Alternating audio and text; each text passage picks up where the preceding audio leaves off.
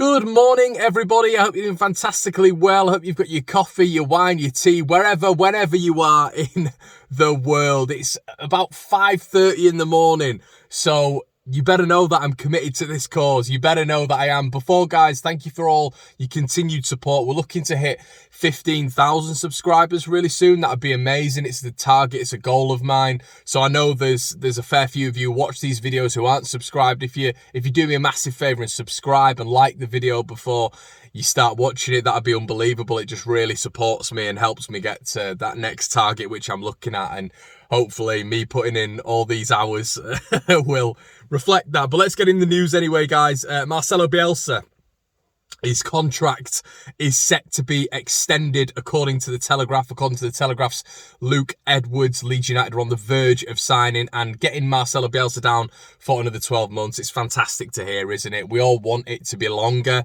I'd love it to be a 3-year deal. Of course we would, because we want that security, we want that sustainability going forward with Marcelo.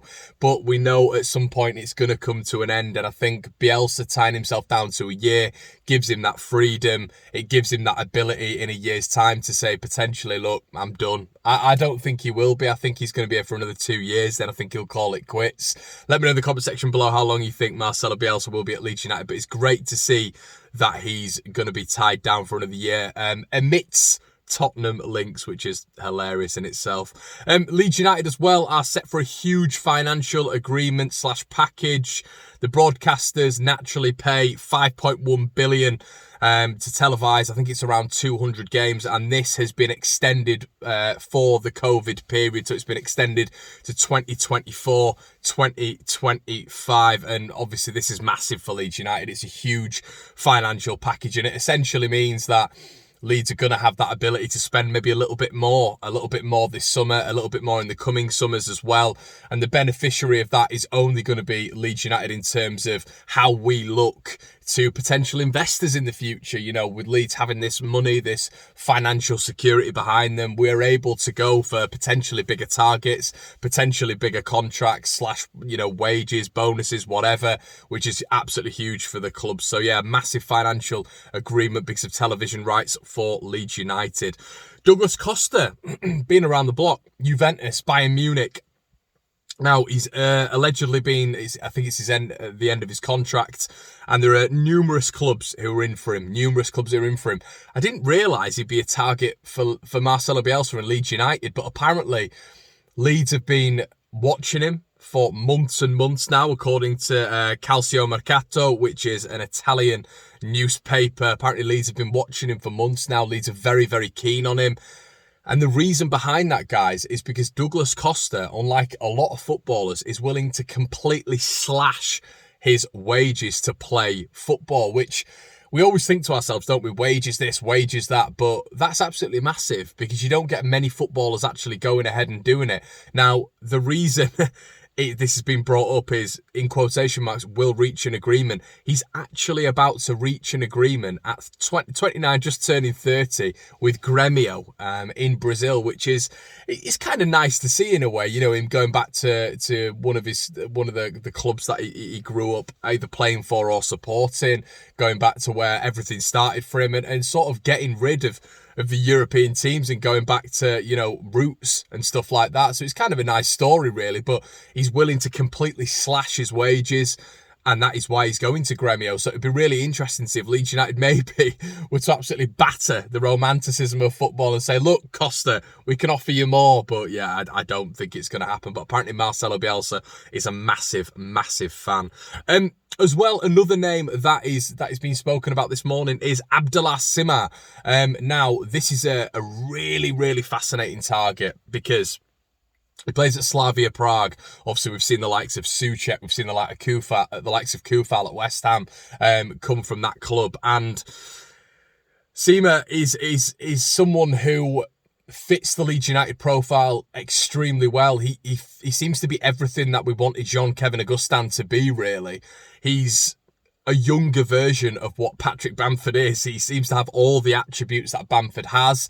And we were talking about strikers the other day, strikers that are maybe could fight with Patrick Bamford for the shirt, but I just don't think that's going to be Leeds' projection. I think we're going to look for a younger superstar / wonder kid who's going to be able to look at Patrick Bamford, learn off Patrick Bamford, see how Patrick Bamford conducts himself in this Leeds United environment.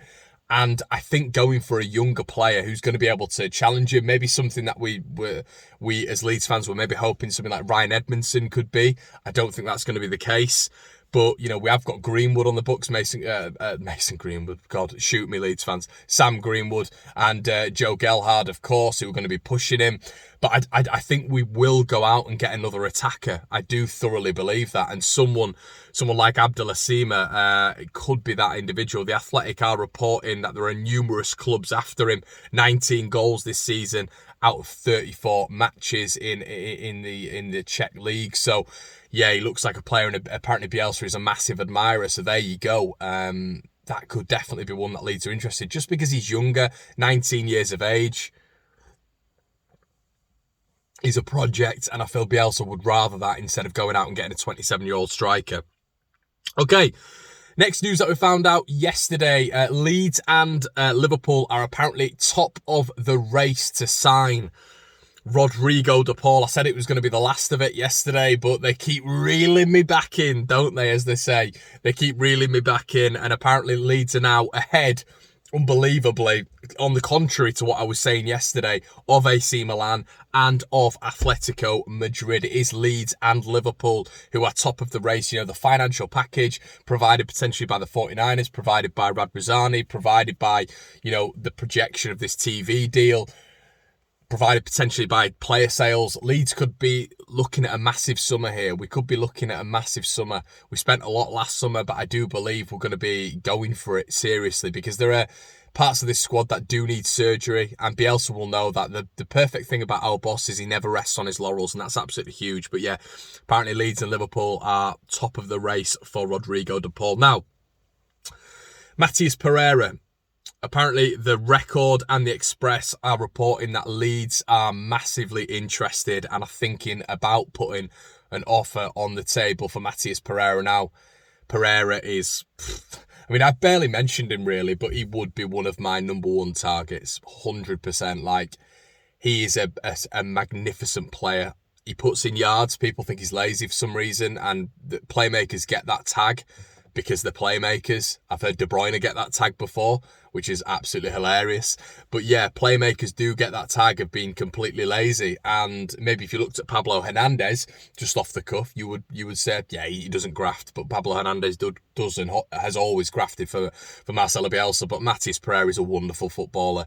The Championship, what he's done for West Bromwich Albion, I thoroughly believe him pretty much by himself. Obviously, Dean Garner was part of it, but Pereira essentially got West Brom promoted by himself. We talk about the Rafinha being the X factor. If we can keep hold of Rafinha and add someone like Matheus Pereira, that would be absolutely thrilling. That would be exhilarating. I mean, the superlatives run out for that combination. You look at someone like, and then another midfielder potentially added to that. But just the combination, how they'd be able to aid Patrick Bamford, I just think that is another person who would be able to help Rafinha and take the load off him, but at that elite level as well. Yeah, he's been relegated with West Brom. That doesn't matter. You still get elite players relegated with clubs. The notion of, he's been relegated, I just think it's a really naive way of looking at players who are absolutely class. And imagine him under Bielsa, like, unbelievable. So yeah, that's something that's been reported this morning. But of course, guys, Leeds face Burnley this weekend. I'm probably just going to touch on it now, to be quite honest with you. Obviously, we're doing these every single day. It's difficult to do this and then a preview, so I'm probably just going to talk about it now.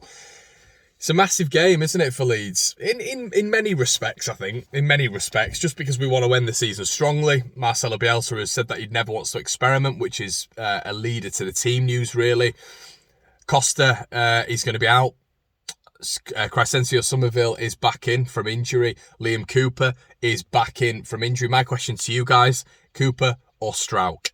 I would maintain with Strauch. I think he's been absolutely wonderful. I think when Liam does come back, Strauch is sort of the fall guy a little bit. But I think Struijk's the future for this football club on that left-hand side of a centre-back pairing. So, yeah, I would stick with Struijk, and I think he deserves it. You know, whenever he's called upon, he's absolutely brilliant. He really is. Like Liam Cooper is, like every other Leeds player is. I think because Coops is the club captain, he is going to be starting for Leeds United tomorrow against Burnley.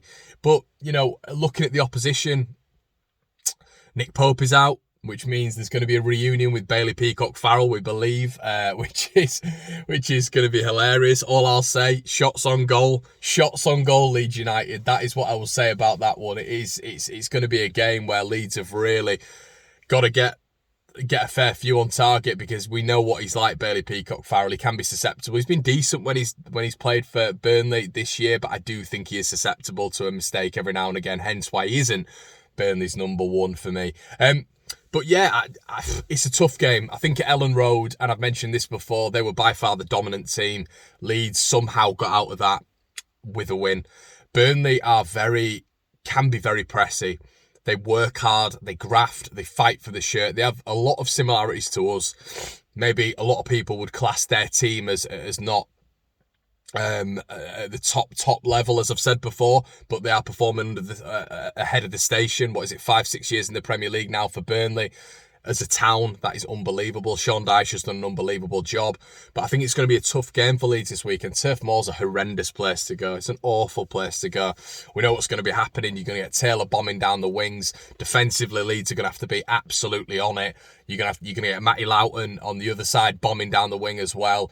And there are going to be balls in. And we know the danger man, Chris Wood, has been in absolutely scintillating form at this moment in time. We have to keep him quiet. So whether or not that is Liam Cooper coming back in to face his former teammate, I don't know. Whether or not he's going to be able to have that understanding of Chris Wood, because he's played with him. I would sort of throw in the caveat of Liam Cooper is best mates with Billy Sharp, and he played with him at Leeds for a number of years. He signed with him, and every time Billy Sharp plays against him, he sort of does very well against Liam. So yeah, I'm not sort of buying that whole thing that Cooper's played with him, so he'll know his attributes in his game and how he plays, and he'll be able to shut him out. But yeah, they've got a number of decent players. We know Dwight McNeil as well on the left-hand side is a very, very good player for Burnley. Brownhill in the middle is someone I love, very industrious, gets himself about. Westwood, and I thought they won the midfield battle last time. This was sort of the beginning of Leeds' pragmatic approach. It's been honed now, it's been refined, the players know the system a little bit more. Rafinha is back in the fold for Leeds United, which is massive. Are we going to start Rodrigo ahead of Roberts? A lot of people are saying start Rodrigo on the back of his goal. The goal wasn't Rodrigo scoring from central midfield, you know?